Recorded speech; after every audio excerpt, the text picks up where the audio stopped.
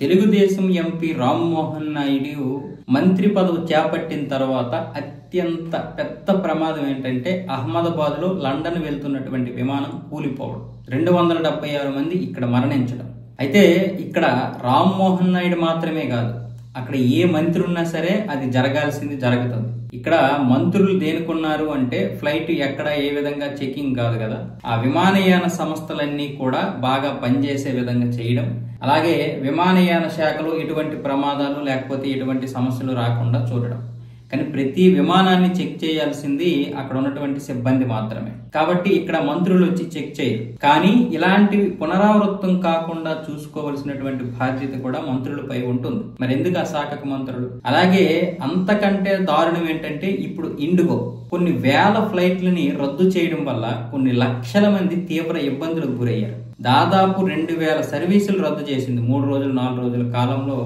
ఈ 2000 సర్వీసులు రద్దు చేయడం వల్ల దాదాపు 2-3 లక్షల మంది ప్రభావితమయ్యారు. ఎయిర్పోర్టులో గగ్గోలు పెడుతున్నారు. మరి DGCA నిబంధనలు గత సంవత్సరం విధిస్తే ఇప్పటి వరకు ఇండిగో ఆ యొక్క నిబంధనలు పాటించకపోవడం, ఇప్పుడేమొచ్చేసి ఆ డ్యూటీ టైం ఏదైతే ఉందో ఆ డ్యూటీ టైం సంబంధించి ఇప్పుడు పెద్ద గందరగోళం ఏర్పడి ఇండిగో ఏకంగా డైరెక్ట్ గానే అటాక్ ఇచ్చింది. మేము వీటిని పాటించము, పాటిస్తే మాకు వచ్చేటటువంటి ప్రమాదం ఇది, ఇంత నష్టం వస్తుంది, ఇంత దారుణాలు జరుగుతాయని అది చెప్పడం కాకుండా డైరెక్ట్ గా రద్దు చేసేసింది ఫ్లైట్ సర్వీసులని. దాని వల్ల వచ్చినటువంటి గందరగోళం ఇది. మరి DGCA సంవత్సరం క్రితం ఆదేశాలు ఇస్తే మరి ఇప్పుడు ఈ పౌర విమానయాన శాఖ ఏం చేస్తుంది? మంత్రిత్వ శాఖ ప్రతి విమానయాన సంస్థ దీన్ని పాటిస్తున్నాయా లేవా, దీనికి అనుగుణంగా షెడ్యూల్ మార్చుకున్నాయా లేదా అని చూసుకోవాలి కదా.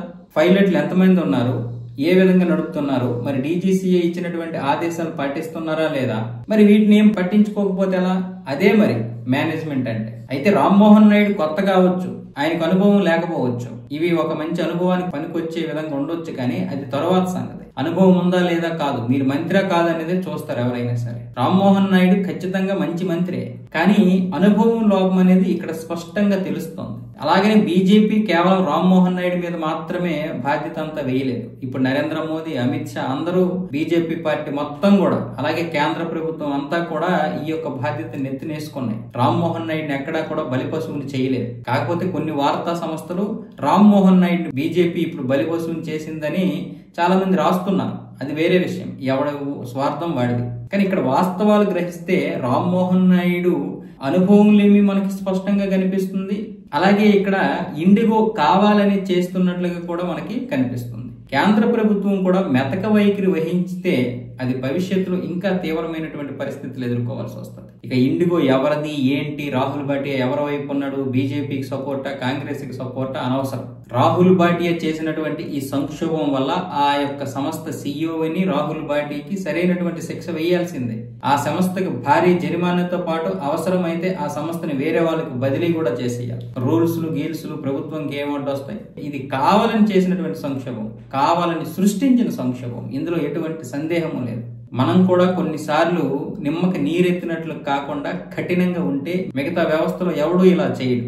రామ్మోహన్ నాయుడు కూడా ఇక నుంచి కఠినంగా ఉండాలి. ఆ విమానయాన శాఖకు సంబంధించినంత వరకు ఎన్ని సంవత్సరాలు ఉన్నామనే కాదు, ఎంత బాగా పనిచేసామన్నదే పాయింట్. ఇప్పుడు అతనికి అనుభవం లేకపోయినా జనాలు అలా అనుకోరు కదా. అహ్మదాబాద్ ఫ్లైట్ ఆ యొక్క లోపము ఇప్పుడు రామ్మోహన్ నాయుడికి కొంచెం మైనస్ గానే తగిలింది. ఇప్పుడు ఇది కూడా. కాబట్టి ఇకనైనా సరే రామ్మోహన్ నాయుడు తన శాఖ మీద పూర్తి అవగాహన పెంచుకోవాల్సినటువంటి అవసరం అయితే ఉంది. ఎవడు విమర్శించినా విమర్శించకపోయినా అదంతా మనకు అనవసరం. ఆయన్ని కావాలని విమర్శించే వాళ్ళు ఉంటారు, పొగిడే వాళ్ళు ఉంటారు, ప్రశంసించే వాళ్ళు ఉంటారు.